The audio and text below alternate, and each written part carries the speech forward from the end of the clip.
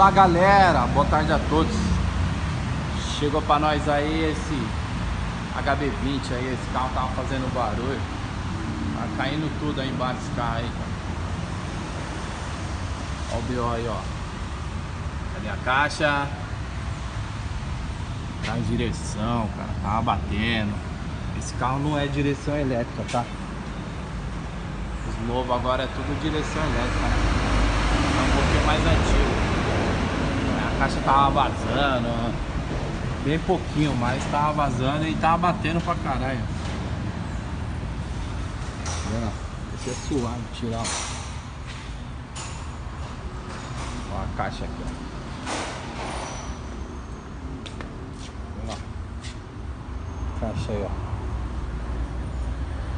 Já tentaram fazer um monte de coisa, já meteram graxa branca, aquela graxa náutica, né?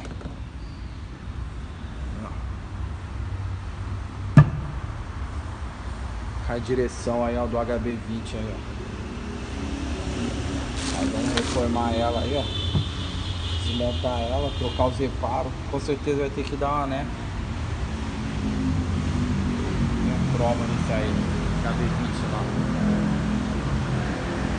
Tamo junto, galera.